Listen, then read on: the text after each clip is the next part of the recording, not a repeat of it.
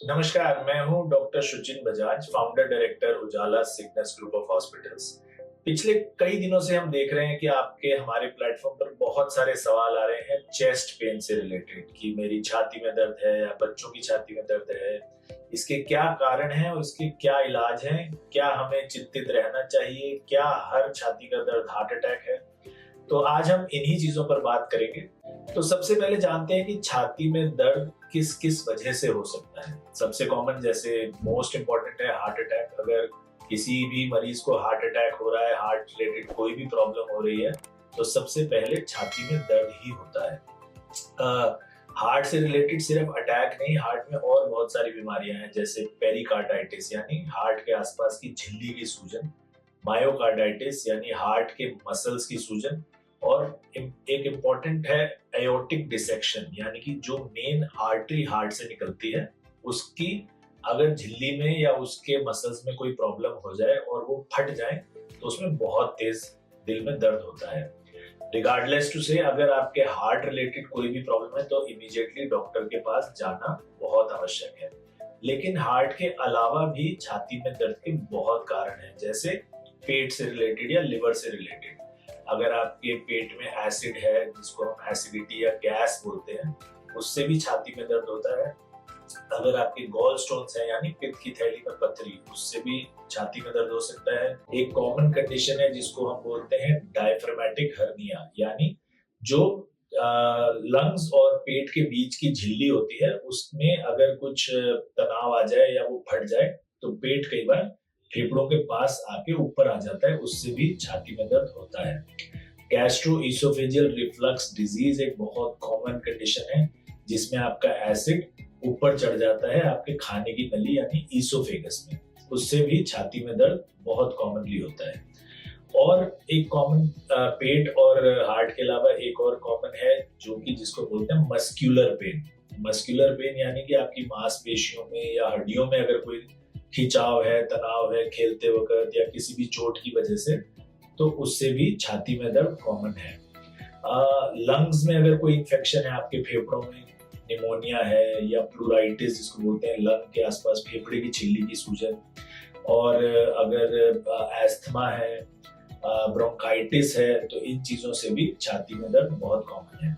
आप पता करते हैं कि ये जो दर्द है छाती के, ये हम डिफरेंशिएट कैसे करेंगे यानी अलग अलग कैसे करेंगे। ऑब्वियसली जो हार्ट का दर्द है बहुत इमरजेंसी है, लेकिन क्या ये हार्ट का ही दर्द है या ये फेफड़े से दर्द आ रहा है या ये पेट से आ रहा है या ये मस्कुलर पेन है यानी मांसपेशियों का दर्द है। तो जो हार्ट का दर्द है वो बहुत ज्यादा स्ट्रॉन्ग होता है, बहुत डीप होता है, ज्यादातर लेफ्ट साइड पे होता है। ऐसा लगता है किसी हाथी ने हमारी छाती पर पांव रख दिया हो, इतना ज्यादा दर्द होता है। एक जगह हम उसको पिन पॉइंट नहीं करके रख सकते हैं कि हम ये बोले ये वाला दर्द है। अगर हम ऐसे बोल रहे हैं कि जी यहाँ दर्द हो रहा है तो 90% वो हार्ट से नहीं आ रहा है। हार्ट का जो पेन होगा वो पेशेंट हमेशा ऐसे बोलेगा मुझे यहाँ कहीं दर्द हो रहा है पूरा बड़ा, और वो आपकी बाजू में भी जा सकता है, आपके गर्दन में भी जा सकता है, आपके जबड़े में भी आ सकता है। लेकिन हार्ट का दर्द ज्यादातर कभी नाभि से नीचे नहीं जाता। अगर नाभि से नीचे तक दर्द जा रहा है तो ज्यादातर ये चांसेस है कि हार्ट से रिलेटेड नहीं है। जो मस्कुलर पेन है वो बहुत डिफरेंट होता है, वो बिल्कुल पिन पॉइंट होगा, ऐसा लगेगा यहीं कहीं दर्द है। सांस लंबा लेंगे या कोई मूवमेंट करेंगे, हिलेंगे डुलेंगे तो वो दर्द बढ़ेगा आपका, और वो ऐसा नहीं होगा कि घबराहट हो रही है साथ में या पसीना बहुत ज्यादा आ रहा है या उल्टी जैसा मन कर रहा है। वो सब हार्ट के लक्षण ज्यादा हैं। अगर आपके पेट से वो आ रहा है या पित्त की थैली की पथरी से आ रहा है या लिवर से आ रहा है वो दर्द, तो उसमें ज्यादातर वो इधर इस एरिया में ज्यादा होगा। ज्यादातर ऐसा लगेगा उल्टी आ रही है, भूख नहीं लग रही है या ऐसे सिम्टम्स उसमें साथ में ज्यादा आएंगे। और अगर आपके लंग्स से वो दर्द है तो उसमें खांसी आएगी, सांस फूलेगा। लंग्स के दर्द में भी सांस लंबा लेने से दर्द बढ़ सकता है। तो अगर ये आपको दर्द जरा सा भी डाउट है तो आप घर पर वेट ना करें, डॉक्टर के पास जरूर जाएं, क्योंकि इतना क्लियरली ये डिफरेंशिएट करना बहुत आसान नहीं है कि ये मेरा हार्ट का दर्द है या ये लंग्स का है, लिवर का है। डॉक्टर ही ये डिसीजन ले तो बेटर है। अब आप डॉक्टर के पास जाएंगे तो वो क्या क्या टेस्ट कर सकते हैं पता करने के लिए कि ये दर्द कहाँ से आ रहा है। सबसे common test of course ECG है। ईसीजी करते ही हार्ट के बारे में हमें बहुत कुछ पता चलने लगता है। अगर ईसीजी से उतना क्लैरिटी नहीं होता है तो एक और टेस्ट है जो इको बोलते हैं हम उसको, वो दिल के अल्ट्रासाउंड की तरह है। जैसे हम पेट का अल्ट्रासाउंड करते हैं वैसे ही दिल का अल्ट्रासाउंड होता है, उसको इकोकार्डियोग्राफी बोलते हैं। उससे भी हम दिल को देख सकते हैं कि वो ठीक चल रहा है नहीं चल रहा है, अंदर कोई प्रॉब्लम है कि नहीं है।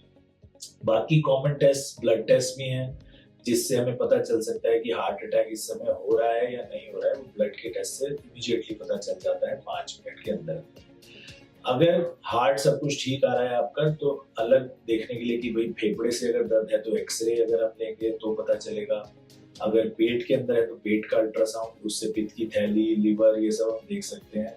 और अगर उससे भी क्लैरिटी नहीं आती तो एंडोस्कोपी एक टेस्ट होता है जिसमें हम आपके पेट में दूरबीन डाल के देखते हैं कि अंदर कोई अल्सर तो नहीं है, एसिड तो बहुत ज्यादा नहीं बन रहा है, कोई डायफ्रामेटिक हर्निया जिसके बारे में हमने पहले बात की थी वो तो नहीं है, या आपका एसिड ऊपर खाने की नली में तो नहीं आ रहा है। तो ये सब चीजें हम इन टेस्ट से बहुत आराम से पता कर सकते हैं। अब आप पूछेंगे कि अगर पता चल जाता है, डॉक्टर के पास गए, टेस्ट हो गए, हमें पता चल गया कि क्या है प्रॉब्लम, तो उसका इलाज क्या क्या है हमारे पास। देखिए, हार्ट का अगर प्रॉब्लम है तो उसके लिए बहुत सारी दवाइयां आती हैं, जैसे कि नाइट्रोग्लिसरीन, सॉर्बिट्रेट, डिस्प्रिन जो खून पतला करने की दवाई है, कोलेस्ट्रॉल कम करने के लिए दवाइयां होती हैं। तो वो सब दवाइयों से हम इलाज करने की कोशिश कर सकते हैं।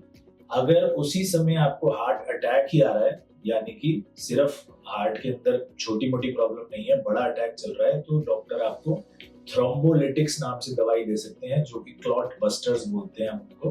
तो क्लॉट बस्टर्स आपके क्लॉट को घोल देती हैं और खून का प्रवाह दोबारा शुरू कर देती हैं। अगर उस हॉस्पिटल में एंजियोग्राफी, एंजियोप्लास्टी की सुविधा उपलब्ध है तो वो एंजियोग्राफी करके भी आपकी देख सकते हैं कि अंदर कौन सी नस में ब्लॉक है, और उसको खोलने के लिए एंजियोप्लास्टी यानी छल्ला डाला जा सकता है। अगर हार्ट रिलेटेड प्रॉब्लम्स नहीं है तो पेट के लिए भी बहुत सारी दवाइयां हैं हमारे पास जो एसिड कम करती हैं, अगर एसिड बढ़ा हुआ है। अगर पित्त की थैली में पथरी है तो उसके लिए ऑपरेशन करना पड़ सकता है। अगर डायफ्रामेटिक हर्निया है तो उसके लिए भी ऑपरेशन करना पड़ सकता है। तो ये बहुत सारे इलाज हैं। अगर मस्कुलर पेन है तो मसल्स के लिए हमारे पास बहुत अच्छी अच्छी दवाइयां हैं जो मसल्स को जल्दी रिपेयर कर लेती हैं। बहुत सारे स्पोर्ट्समैन आपने देखा होगा, मैजिक स्प्रे लगाते ही तुरंत दौड़ने लगते हैं वापस। तो ऐसी बहुत सारी दवाइयां हमारे पास अवेलेबल हैं, लेकिन वो सब दवाइयां इस पर डिपेंड करता है कि कहाँ से ये दर्द आ रहा है आपका छाती का। कोई ऑपरेशन करने की भी जरूरत पड़ सकती है अगर आपके लंग्स में जैसे मवाद भर गई है, टीबी से कई बार प्लूराइटिस हो जाता है, तो उसमें ऐसा हो सकता है कि वो ऑपरेशन करके निकालनी पड़े। तो ये सब चीजें हम ये इलाज सारे आपके छाती के दर्द के लिए कर सकते हैं। तो एक सवाल अभी कमेंट्स में आ रहा है कि मेरे 8 साल के बच्चे को छाती में दर्द रहता है तो उसके लिए क्या करना चाहिए। तो अगर बच्चों को छाती में दर्द होता है तो बहुत रेयर है कि वो हार्ट की वजह से होगा।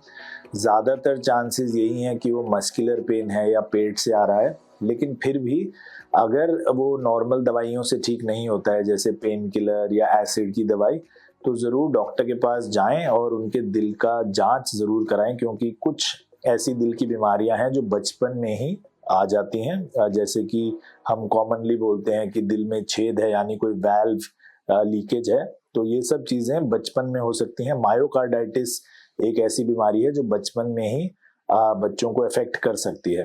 तो अगर वो नॉर्मल दवाइयों से ठीक नहीं हो रहे हैं बच्चे, तो ज़रूर अपने डॉक्टर को एक बार जाकर मिलें।